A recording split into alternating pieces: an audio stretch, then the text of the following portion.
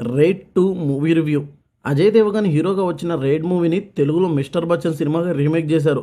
ఇప్పుడు రేడ్ మూవీకి సీక్వెల్గా raid 2 movie వచ్చింది. మరి ఈ రేడ్ 2 మూవీని తెలుగులో మిస్టర్ బచ్చన్ 2గా రీమేక్ చేస్తారా లేదా అనేది చివరిలో మాట్లాడుకుందాం. ఇక రేడ్ 2 సినిమా విషయానికి వస్తే నాకైతే నచ్చింది సినిమా.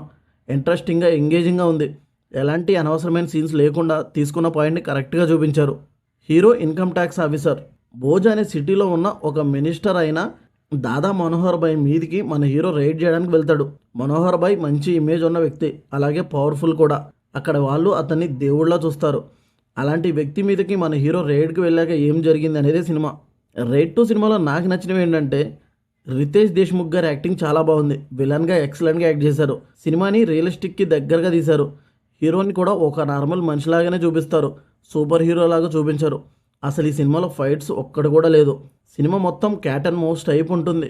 ఎత్తుకు పై ఎత్తి వేయటం, ప్రతి క్షణం ఏమవుతుంది అన్న టెన్షన్ అయితే వస్తుంది మనకి. సినిమా రన్ టైం కూడా కరెక్ట్గా ఉంది. ఎక్కడ బోర్ కొట్టకుండా ఎంగేజింగ్గా చేస్తుంది. సినిమాలో నెగిటివ్ విషయానికి వస్తే సినిమాలో 3 సాంగ్స్ ఉన్నాయి. అందులో ఒక సాంగ్ తప్ప మిగతా సాంగ్స్ నాకైతే నచ్చలేదు. ఫైట్స్, హీరోయిజం కావాలనుకునే వారికి నచ్చకపోవచ్చు. రేడ్ 1తో పోలిస్తే రేడ్ 2కి డైలాగ్స్ ఇంకొంచెం బాగా రాయాల్సింది. ఓవరాల్గా ఈ రేడ్ 2 మూవీ నాకైతే నచ్చింది, మీకు కూడా నచ్చవచ్చు. ఇక దీన్ని తెలుగులో రీమేక్ చేస్తారా అంటే అది జరగని పని. ఎందుకంటే already mister Bachchan cinema flop అయింది.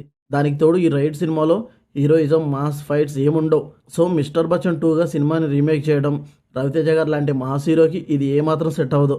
ఎందుకంటే మన తెలుగు సినిమాల్లో ఫైట్స్ ఖచ్చితంగా ఉండాల్సిందే కదా.